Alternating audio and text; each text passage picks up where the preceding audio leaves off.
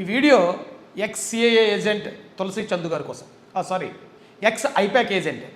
ఈమె గతంలో ఐపాక్లో పనిచేసిందటండి.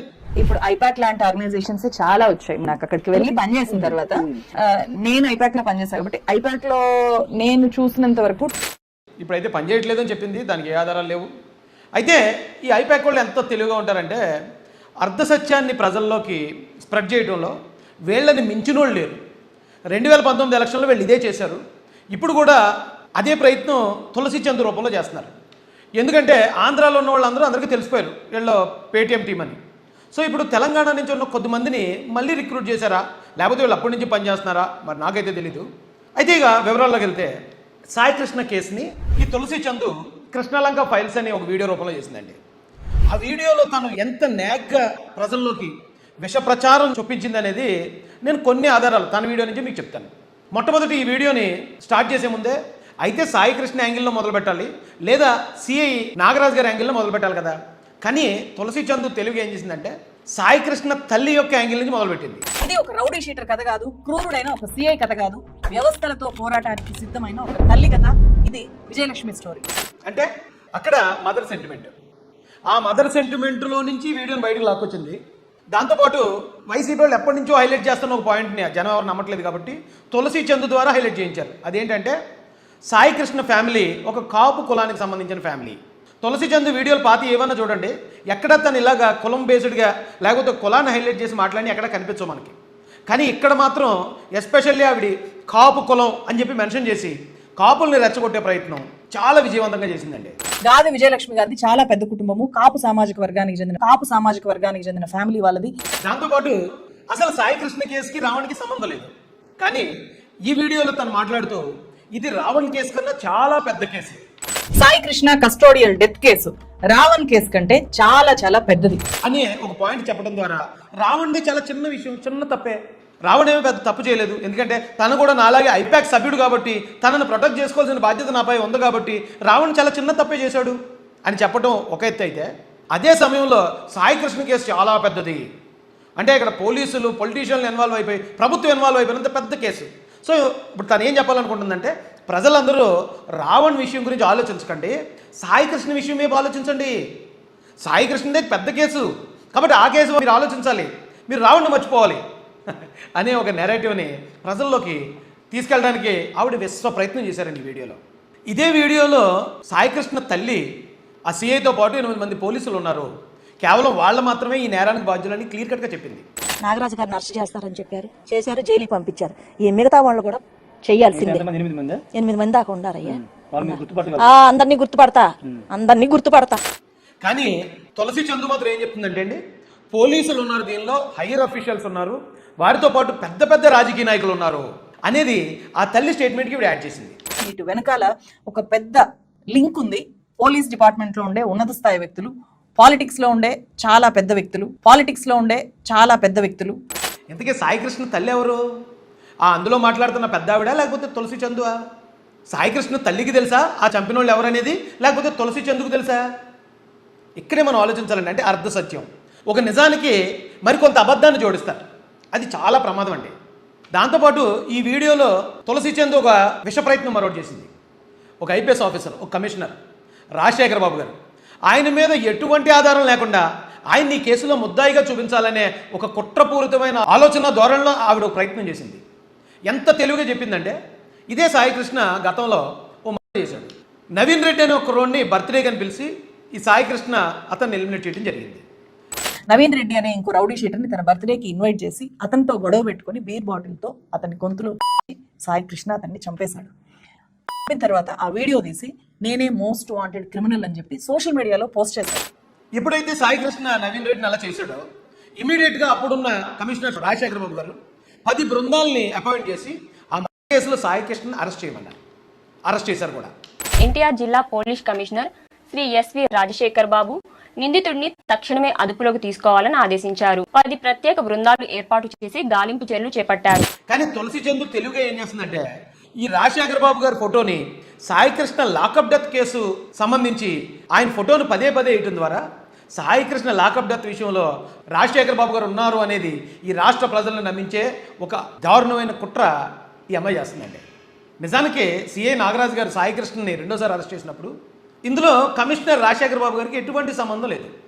కానీ తులసి చందు తెలుగు ఏం చెప్తుందంటే ఆయన కమిషనర్ కాబట్టి కింద ఉన్న అన్ని డిపార్ట్మెంట్లు ఆయన హ్యాండ్ ఓవర్లో ఉంటాయి కాబట్టి టాస్క్ ఫోర్స్ కూడా ఆయన హ్యాండ్ ఓవర్లోనే ఉంటుంది కాబట్టి ఇది ఆయనే చేశాడు అని ఇంత పెద్ద నేరాన్ని ఒక ఐపీఎస్ ఆఫీసర్ మీద ఏ ఆధారం లేకుండా ఆవిడ ఒక ఎలిగేషన్ చేస్తుందండి. ఇది 100% నేరం. ఇది చట్టాన్ని పరిరక్షించే పోలీసులకి ఈ రోజున రక్షణ లేకపోతే వాళ్ళని ఇలాంటి తప్పుడు కేసులు ఇరికించాలని ఇలాంటి ఐపాక్ టీం ప్రయత్నిస్తూ ఉంటే వీళ్ళని ఇలాగే వదిలేస్తే రేపొద్దున జడ్జిలను కూడా అంటారండి మళ్ళీ. ఎందుకంటే ఆల్రెడీ ఒకసారి వైసీపీ గవర్నమెంట్లో హైకోర్టు జడ్జిలను కూడా తిట్టారు వీళ్ళు. అలాగే ఇప్పుడు తొండ ముదిరి ఊసర వల్ల అవుతున్నట్టు ఇప్పుడు ఎంగా కమిషనర్ గారి మీద కూడా వీళ్ళని బ్లేమ్ వేయడానికి ఆలోచించకుండా మాట్లాడుతున్నారంటే మరి ఏం చేయాలండి వీళ్ళని? ఈ అమ్మాయి మ్యానిపులేషన్ మరొకటి ఉందండి. ఏంటంటే ఇదే సాయికృష్ణ నవీన్ రెడ్డిని చేసిన కేసులో అరెస్ట్ అయ్యాడు కదా. అరెస్ట్ అయినప్పుడు తనని ఎవరో బయటకు తీసుకొచ్చారు. ఆ కుటుంబానికి కూడా సంబంధం లేకుండా చాలా తొందరగా తను బయటకు తీసుకొచ్చారు అని చెప్తుంది. చాలా తొందరగా అంటే ఎన్ని రోజులు అనుకుంటున్నారు? 90 రోజుల తర్వాత. అతని మీద పెట్టిన సెక్షన్ బిఎన్ఎస్ సెక్షన్ 103 కేసు. అంత సీరియస్ కేసులో విచిత్రం ఏంటంటే 90 డేస్లోనే అతను జైలు నుంచి బయటకు వచ్చేసాడు. ఏమంటే మర్డర్ కేసులో 90 రోజులకు దాటి ఒక్క రోజైనా సరే ఛార్జ్షీట్ వేయడం కనుక లేట్ అయితే డిఫాల్ట్ బెయిల్ ఇచ్చి ఆ ముద్దాయిని బయటకు వదిలేస్తుంది కోర్టు. 90 రోజులు అనేది మ్యాక్సిమం మర్డర్ కేసుకి. అలాంటిది 90 రోజుల తర్వాత రిలీజ్ అయిన సాయికృష్ణని చాలా తొందరగా బయటకు వచ్చేసాడు, ఎవరు బెయిల్ పెట్టకుండా బయటకు వచ్చేసాడు అని తను పోలీస్ డిపార్ట్మెంట్ మీద ఒక అనుమానం క్రియేట్ చేసే విధంగా మాట్లాడింది. కనకదుర్గ గారు కానీ సాయికృష్ణ తల్లి విజయలక్ష్మి గారు కానీ సాయికృష్ణకు ఆ కేసులో బెయిల్కి సంబంధించి ఎలాంటి ప్రయత్నాలు చేయలేదు. వీళ్ళిద్దరితో సంబంధం లేకుండానే ఎవరో సాయికృష్ణకు బెయిల్ ఇచ్చి అతన్ని బయటికి తీసుకొని వచ్చారు. సాయికృష్ణను ఎవరు బయటికి తీసుకొని వచ్చారు? అదే క్రమంలో వాళ్ళ ఇంట్లో వాళ్ళకి ఫోన్ మాట్లాడుతూ బెయిల్ ఎవరు అప్లై చేశారంటే మేము అప్లై చేయలేదమ్మా అని చెప్పారు. ఎవరో బయటికి ఎట్లా తీసుకొని వచ్చారు? మీరు బెయిల్ ఇవ్వలేదు, ఎవరు బెయిల్ ఇచ్చారు అని? బెయిల్ ఇవ్వలేదు మేడం. ఎవరు బెయిల్ ఇచ్చారు అని? బెయిల్ ఇవ్వలేదు మేడం. వాళ్ళు అప్లై చేయలేదు. సరే మరి ఎవరు అప్లై చేశారనేది తెలుసుకుని అది కదా తులసి చందు బయట చెప్పాలి.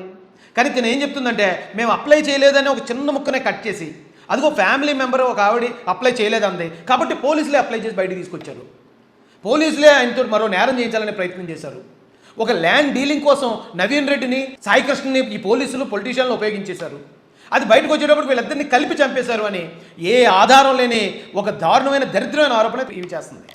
అండ్ సిఐల్ని అడ్డం పెట్టుకొని నవీన్ రెడ్డి సాయికృష్ణ లాంటి రౌడీ షీటర్లను రంగంలోకి దించి చాలా పెద్ద ల్యాండ్ డీలింగ్ చేశారు. అది బయటికి రాకుండా నవీన్ రెడ్డిని కృష్ణలంకలో చంపించి జైలు నుంచి బయటకు వచ్చిన తర్వాత వెంటనే సాయికృష్ణను లేపేయాలి అని చెప్పి అనుకున్నారు. కుదరకపోవడంతో ఈ లాకప్ డెత్ జరిగింది అని చెప్పి కొంతమంది ద్వారా నాకు తెలిసింది. ఈ ఎలిగేషన్ కూడా ఎవరి మీద చేస్తుంది? సాక్షాత్తు పోలీస్ డిపార్ట్మెంట్ మీద చేస్తుంది, ఈ రాష్ట్ర ప్రభుత్వం మీద చేస్తుంది, ఏ ఆధారం లేకుండా. నోట్ దిస్ పాయింట్ అండి. ఈ విషయానికి తేను ఒక 2 భయంకరమైన సాక్ష్యాలను తీసుకొచ్చిందండి. చాలా గొప్ప సాక్షులలో వీళ్ళిద్దరూ చెప్పిన సాక్ష్యం 100% నిజం అన్నట్టు 2 సాక్షులు ప్రవేశపెట్టింది. వాళ్ళిద్దరు ఎవరో తెలుసండి? ఒకటి వైసీపీ మాజీ మంత్రి అంబటి రాంబాబు, ఇంకోటి వైసీపీ పేటీఎం ఆర్టిస్ట్ జాడ శ్రవణ్. ఈ కేసులో వైఎస్ఆర్సీపీ మాజీ మంత్రి అంబటి రాంబాబు, ఆ తర్వాత జై భీమ్రావ్ భారత్ పార్టీ చీఫ్ జడా శ్రవణ్ కుమార్ చాలా కీలక విషయాలు బయట పెట్టిన తర్వాత వాళ్ళిద్దరు చెప్పే నిజాలు ఉంటాయా? వాళ్ళు వైసీపీ పెయిడ్ ఆర్టిస్టులు కాబట్టి వాళ్ళు ఎలాగ అబద్ధాలు చెప్తారు? ఒక అబద్ధం చెప్పిన వాడిని సాక్షిగా ముందుకు తీసుకొచ్చి వాడి అబద్ధాన్ని బేస్ చేసుకుని తులసి చందు అంతకన్నా పెద్ద అబద్ధాన్ని క్రియేట్ చేస్తుంది. ఆంధ్ర పోలీసుల మీద, ఆంధ్ర గవర్నమెంట్ మీద ఒక దారుణమైన ఎలిగేషన్, ఒక నేరపూరితమైన ఆలోచనతో కుట్రతో తులసి చందు చేస్తుంది అనడానికి ఎంతకన్నా సాక్ష్యాలు కావాలండి? ఇందులో ఇంకొక పాయింట్ ఏంటంటే ఇదే సాయికృష్ణ మీద పెట్టిన కేసులన్నింటినీ ఒక లిస్టు చూపించింది. ఆ లిస్టులో తన మీద ఫస్ట్ కేసు 13 సంవత్సరాలుగా పెట్టేశారు. సో ఇవన్నీ తప్పుడు కేసులు అని నిరూపించే ఒక ప్రయత్నం చేయబోయింది. ఈ లిస్ట్ ఒకసారి చూడండి. ఫస్ట్ కేసు చూస్తే ఆశ్చర్యం అనిపిస్తుంది. ఇది 2012లో నమోదైన ఎఫ్ఐఆర్. సిట్ రిపోర్ట్ ప్రకారం లాకప్ డెత్ జరిగిన టైంకి సాయికృష్ణ ఏజ్ 25 ఏళ్ళు. అలాంటప్పుడు 2012లో అతని ఏజ్ అంతా జస్ట్ 13 ఏళ్ళు. 8వ క్లాస్ చదువుతుండే అబ్బాయి. సరే ఓకే, సాయికృష్ణ మంచోడా చెడ్డోడా అనేది ఆ జోలికి నేను వెళ్ళను. ఎందుకంటే ఆ కుటుంబ సభ్యులే సాయికృష్ణ ఎవరో ఒకరు చేతుల్లో చనిపోయేవాడే, ఎవరో ఒకరు ఎప్పుడో ఒకప్పుడు చంపేస్తారని మాకు కూడా తెలుసు, మేము పట్టించుకోలేదని ఆ కుటుంబ సభ్యులే చెప్పారు. అయిపోయింది. Is the rowdy sheeter. ఈడు ప్రేమ చేస్తాడు, రేపేం చేస్తాడు, ఈడు ప్రేమ చేస్తాడు, రేపేం చేస్తాడు. మీరు కాకపోతే రేపు ఇంకోటి చంపుతాడు, ఆ వేలో ఉన్నోడిని. మీరు కాకపోతే రేపు ఇంకోటి చంపుతాడు, ఆ వేలో ఉన్నోడిని.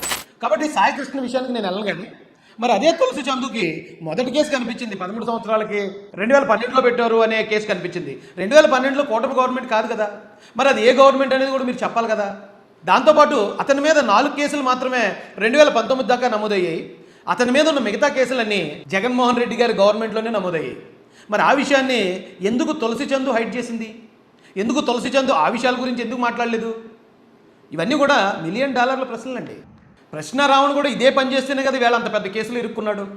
లేని అబద్ధాలని నిజాలుగా ప్రచారం చేస్తూ 2 కులాల మధ్యలో జరిగిన గొడవగా, ఆ కులాల మధ్యలో జరిగిన గొడవలను కూడా ప్రభుత్వానికి ఆపాదిస్తూ అతను చేసిన ప్రయత్నం వల్లే ఈవేళ అతను అన్లాఫుల్ యాక్టివిటీస్ ప్రివెన్షన్ యాక్ట్ ద్వారా లోపల ఉన్నాడు. తులసి చందు చేసిన ఈ వీడియో కూడా ఖచ్చితంగా ఇది అన్లాఫుల్ అండి. ఇది అన్లాఫుల్ యాక్టివిటీయే.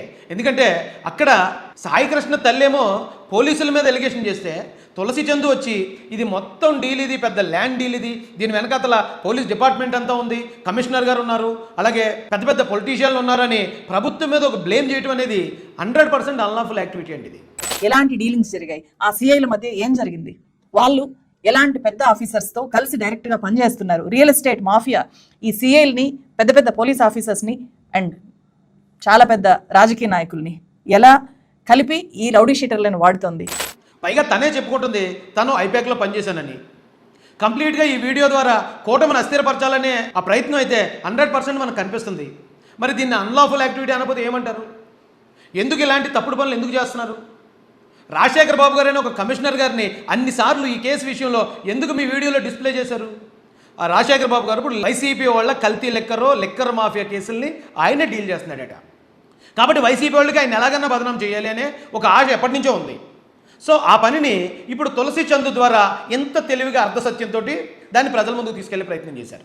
ఇక వైసీపీ వాళ్ళ మాటలు ఎవరో వింటలేదు కాబట్టి ప్రొఫెసర్ నాగేశ్వర్ గారు లాంటి వారితోనో, లేకపోతే ఇలాంటి తులసి చందు లాంటి వారితోనో, ఇలాంటి ఒక న్యూట్రల్ జర్నలిస్ట్ వాళ్ళ పేరు ముసుగేసుకుని తిరుగుతున్న వాళ్ళతో ఈరోజు వైసీపీ పని చేయించుకుంటుంది.